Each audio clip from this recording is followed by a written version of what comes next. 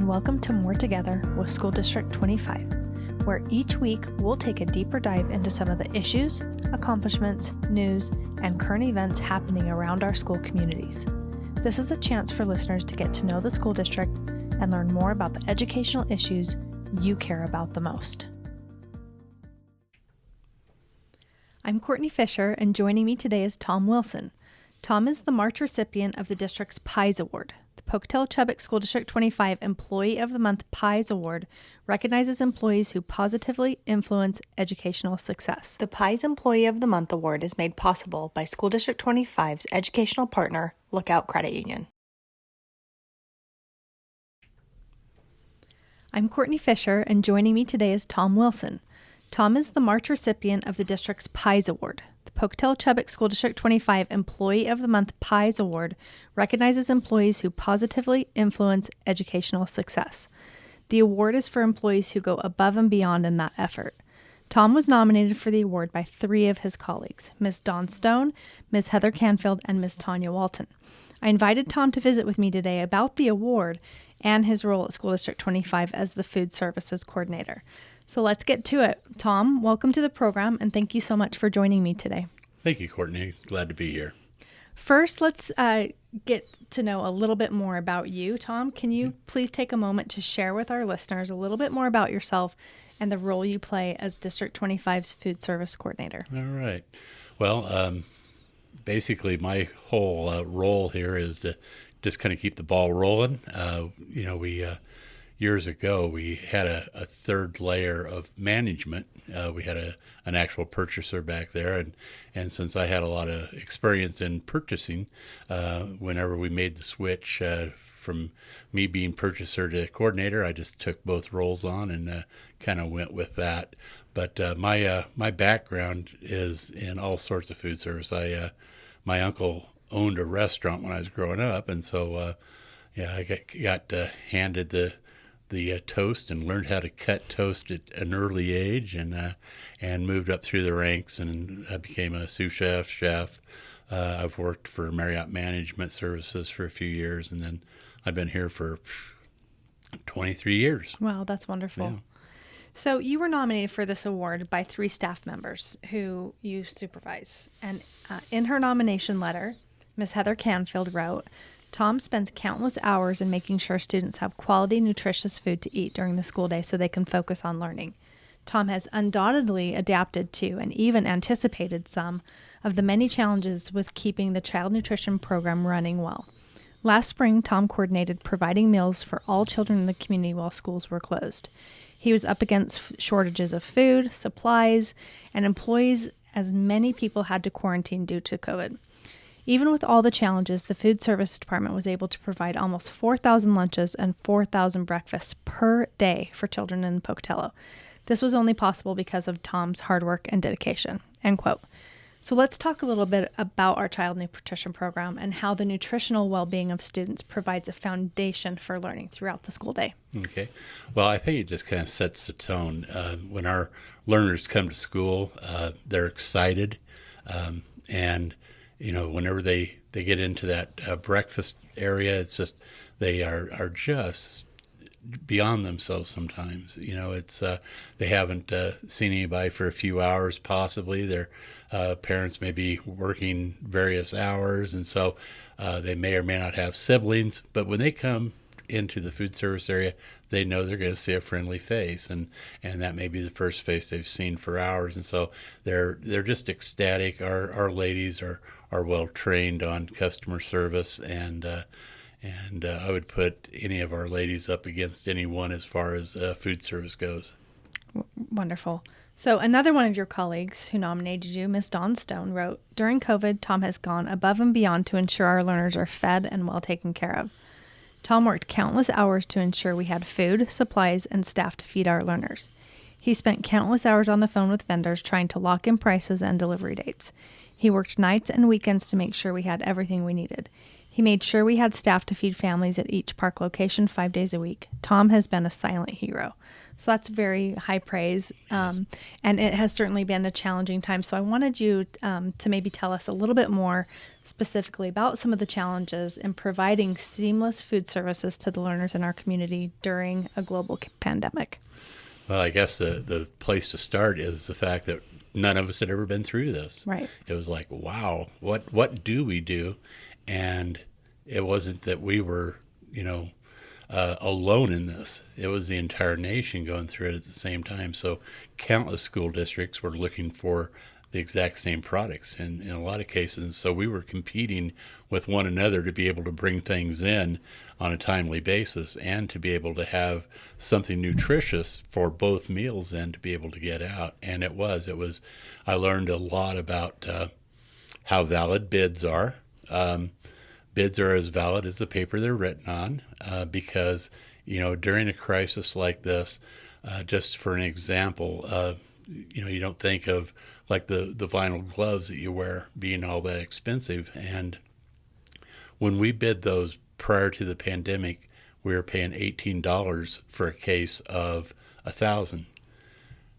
Shortly after it started, that price went from $18 to $128 for the vinyl, and you couldn't even find the nitrile, the really nice, has the cobalt blue Right. and the really nice ones. But yeah, you couldn't even find those. They weren't available. They were going to all medical staff. But I finally was able to find a vendor that locked me in. I had to buy several thousand boxes, but I got them for about $118 a case. So $100 more than what we started with. It was, I think for all of us, it was really a lot of quick thinking on our feet, but nowhere more apparent was that than back in the central kitchen. It was hard to hold vendors to pricing in a lot of respects because some of their pricing just went through the roof for them. Right. And so those type of things you understood. A lot of our food prices, they didn't vary too much. It was the outlying things, the chemicals, the personal protection things. Right. So All the stuff that we needed to keep us ultra safe, right? Exactly. So the final nomination was submitted by Ms. Tanya Walton, who wrote, "After the shutdown, Tom spent the entire week of spring break working in order to secure enough food to serve our learners through a grab-and-go system. He was the first one here and the last one to go home. He spent weekends either in the office or at home on the phone with vendors trying to make sure that we could feed the kids during the COVID pandemic. Because of the nature of COVID, we needed to run a drive-through grab-and-go style feeding program unlike anything we had ever done before. Meals had to be pre-assembled in bags.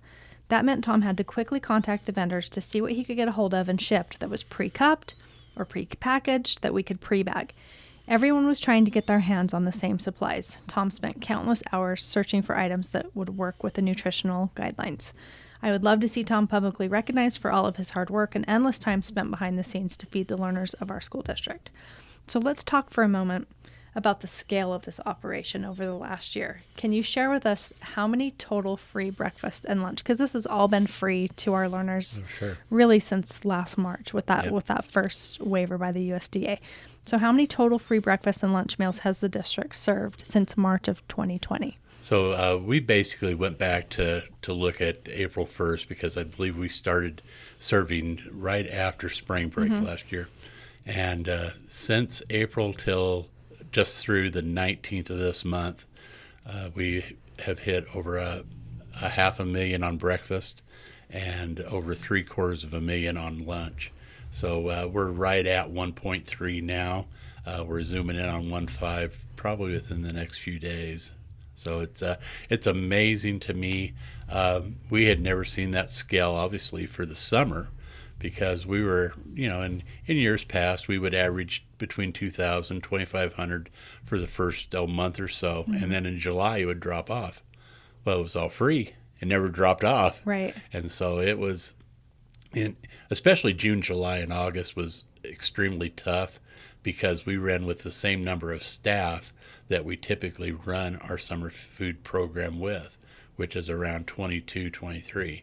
We had the advantage of kind of warming up things for the end of March, April, May, in the fact that we had about 3/4 of our staff on board. So we had anywhere from 75 to 90 people every day in our central kitchen and in the offices, in the warehouse, wherever we could put a Right. table. And luckily, we were able to get a handle on things. And those 3 months, we probably couldn't have made it if we hadn't have had that couple of months to really prep and get our minds around it. Okay, so we're at over 1.25 million meals served since the pandemic began. That total is both staggering and impressive, and this has been a monumental effort for our food service staff and yourself. So tell us a little bit about the team of people you have, like those who nominated you for this award, who have helped make that endeavor successful. Well, it's amazing to me because like I said, I've worked several jobs in the past, and I have a variety of things that I've done personally, but I've never really been in jobs where people have, they can say I've been there 25 years, I've been there 30 years, and yet all of our leadership team, except for maybe 2 or 3, have all been here over 20 years. Right. And that's what's amazing is you find somebody that's so dedicated to serving the young people of this community and the patrons, and they want to stick around. People may look at it as, well, it's not the most glamorous job. It's not the job that, will get me the most recognition. But in my book, like I said before, I would put our team up against anybody. The fact that we have such a core amount of our people that show up every day. We all have those days when things may not be going right, but they show up and they contribute, and they're unbelievable as far as a team goes. Absolutely. I can attest to that because, for many people probably don't know this outside of those who work at the education center, but we have the cafeteria, the central kitchen is housed here. And we, as employees, have the opportunity to go back to the central kitchen and grab lunch when school is open. So it's one of the friendliest places in the district. Every time I go back there, I think it would be, you can tell people are back there.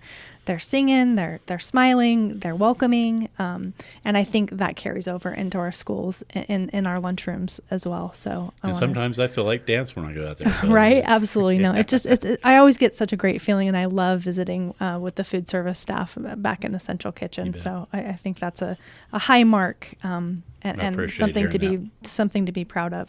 I've also heard from a lot of parents who, because the meals are free, even the parents who normally don't sign up for free and reduced meal waivers, they still have been very appreciative and thankful, with a lot of gratitude, because this time has been really hard for all of us. Yes. And it's been a little bit of a kind of grace to the pocketbook for people who normally pay for those school meals. Yes. So, and we owe a lot to the USDA, and then of course our state representatives, the Child Nutrition Program there, in getting the information out and getting us trained and being very forgiving on those waivers, because again, none of us had ever been through this, right. And it was like, okay, well, we'll figure it out together, and that was really the attitude from the very start with our state leadership. Right. And I think it's important for people to note that just because it's free to the patron does not mean that there's not a cost to the district.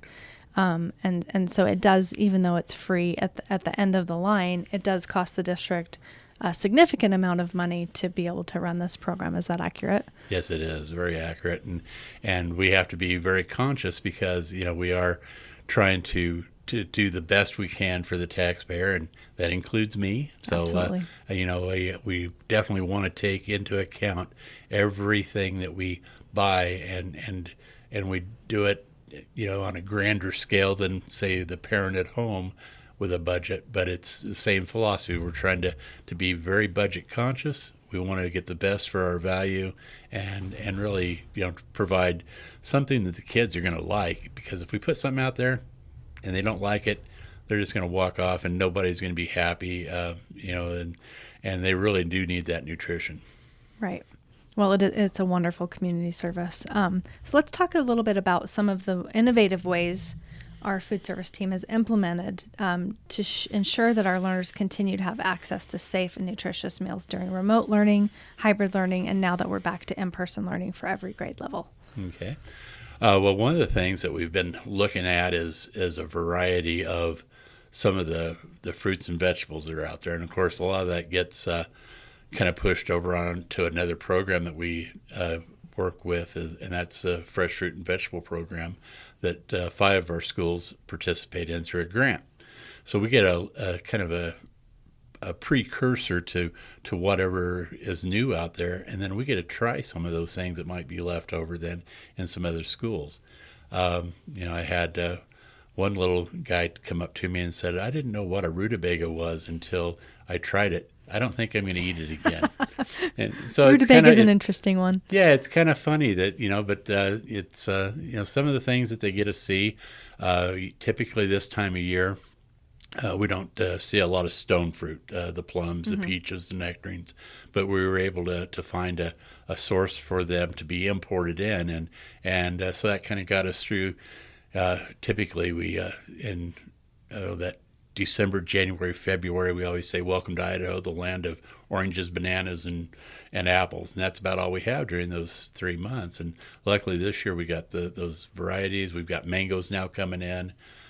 So as far as being able to put a full mango out there, they're very expensive, but we can prep those, put them in cups, and get them out, and the kids are going crazy for it. What's one of the items that's been the most popular with the kids?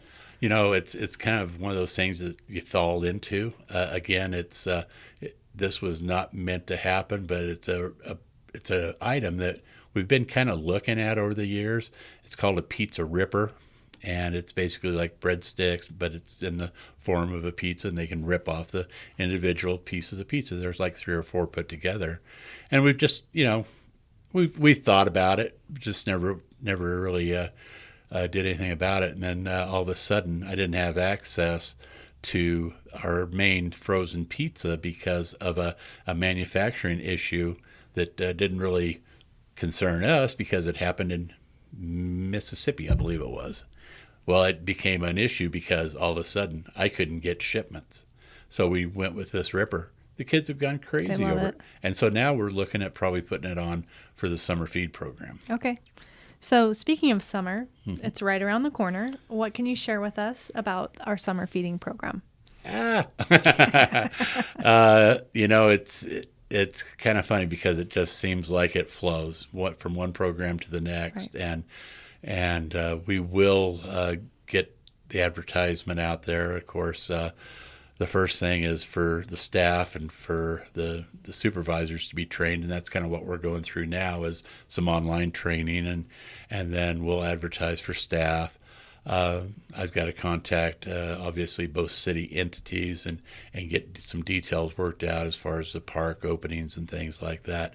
But I anticipate another awesome year. I think our numbers are going to be up again. Mainly because we do have waivers now to get us all the way through. So it's going to be one of those things that people are going to be allowed to take meals out of the park. The parents will be able to come in and get a meal for their kids if they're home or whatever and can't grab a meal. The parents will be able to grab that. So we do have some waivers that we are working on and trying to get a handle on as far as working some of the logistics with that. So we're hoping to be in the parks again. We're hoping. So we will communicate that and provide an update to our families once we know the specifics about what that summer program, summer feeding program will look like exactly. You bet. So is there anything else you would like listeners to know about the district food service program, and what should parents and learners expect when they return to school in the fall? Now I'm putting you way out there. Well, a lot of this, we have talked maybe a little bit off air too about some of the different items that we look at through the bid process. And that would be one of those things that we are always constantly looking for. What's the next best thing? And so we have some really cool cereals that have come out, some new breakfast items. We have this thing that I just saw today for the first time. It's kind of like a taco enchilada type deal where you can just add lettuce and tomato. It's already pre-done though, the base of it, and looks awesome. We're going to sample it out here in about a week and a half. We found some Belgian waffles that we're looking at. So some different things that we haven't tried yet. Well, good. It sounds like you've always got something cooking back there, right? You bet. We're trying. We're trying. Okay, you've been listening to More Together with School District 25 with today's guest, Tom Wilson, District 25's Food Service Coordinator. Tom, I want to congratulate you again on being named March's PIES Employee of the Month, and thank you for taking the time to share more about the district's food service program. Your colleagues and those you supervise certainly had very nice things and praise about you. So thank you for all of your contributions to School District 25. And thanks again for the award and their recognition. And I just want to compliment the board for working through difficult situations and just thank them very much so for this recognition as well. Absolutely, I will second that. They've been amazing and provided really solid leadership throughout this whole process. So, and I'm sure we'll continue to do so. So, thank you so much. Thank you.